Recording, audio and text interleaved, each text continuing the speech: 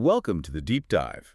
Ah. If you're tuning in right now, you, the learner, are probably just trying to make sense of the absolute chaos that is Week 24 in the NBA. Oh, yeah. It is a mess out there right now. It really is. So today's mission is pretty simple. We have a massive stack of post-game analyses, insider sources, and, advanced breakdowns. Yeah.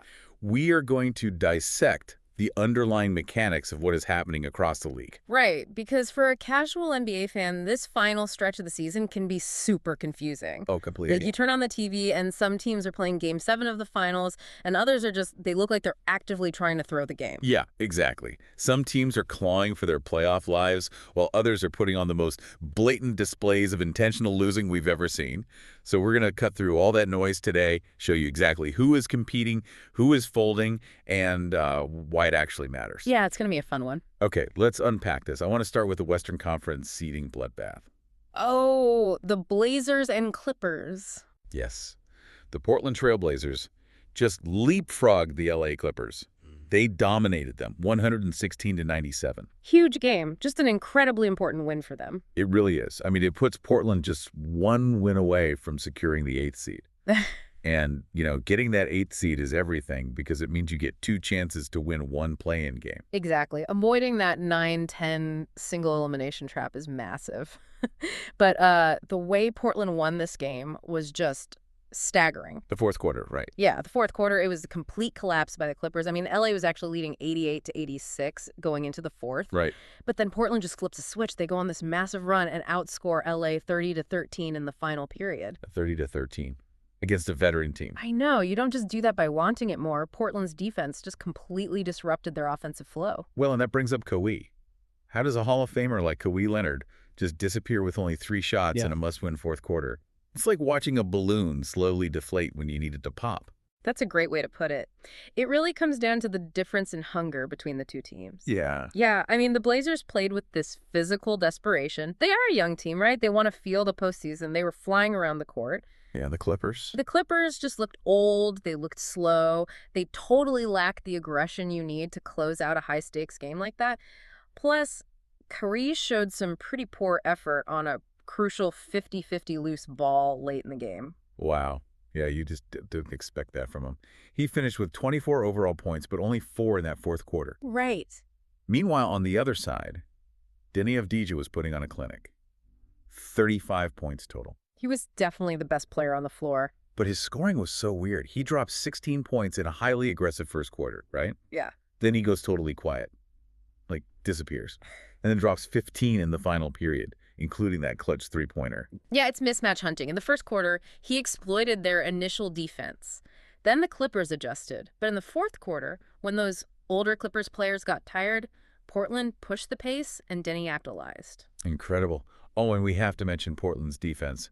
Matisse Thybulle. Oh, man, he was fun. 4 steals and 2 blocks off the bench. Just completely blowing up passing lanes. So while the Blazers and Clippers are fighting for their play-in lives, I want to pivot to a team that has the ultimate luxury right now.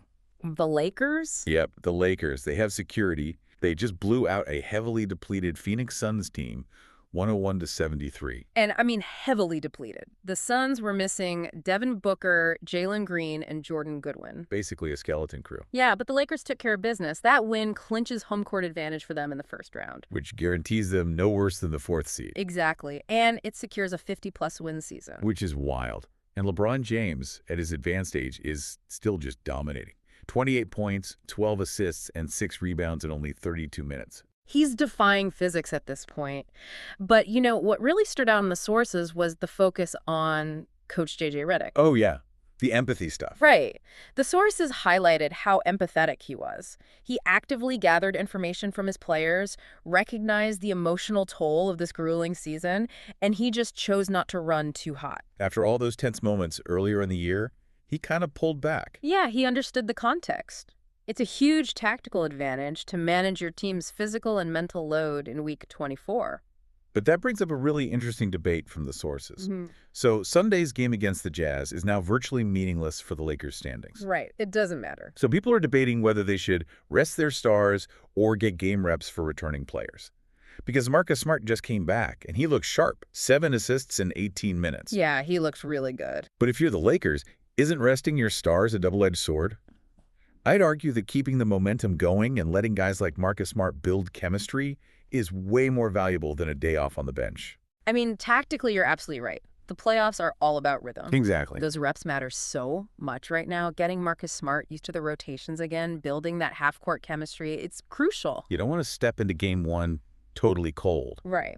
But the counter-argument is the Lakers' injury history. True. Any unnecessary minutes right now are a massive gamble. You roll an ankle in a meaningless game against the Jazz, and your 50-win season is suddenly over. It's a really tightrope that coaches have to walk. It's so stressful.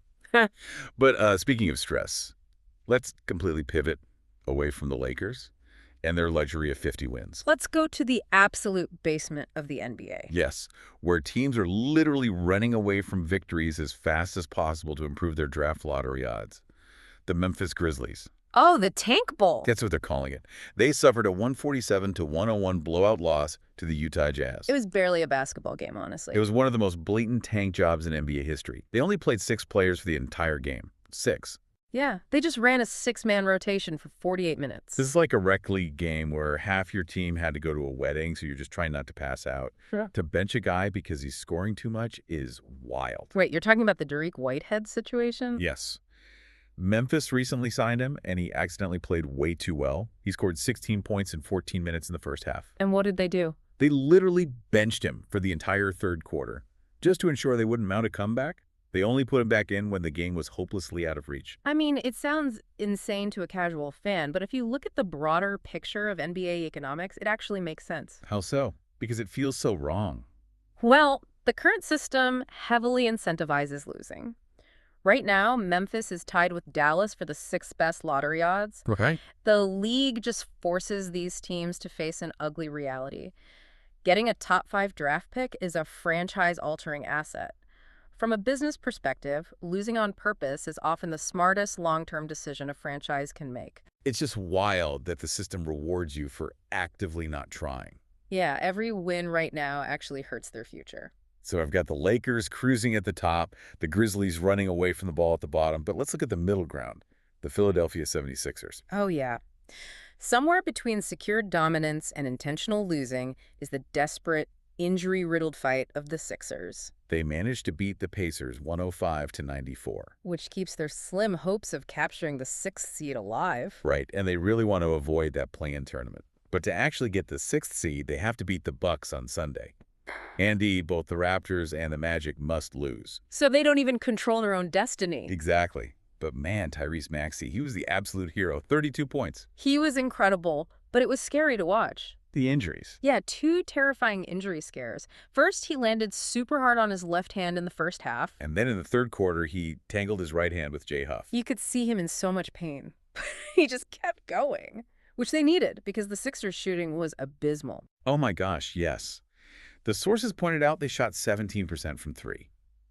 5 for 29. That is historically bad. Yeah. You don't win games shooting 17% from deep in the modern NBA. No, you usually get blown out by 20.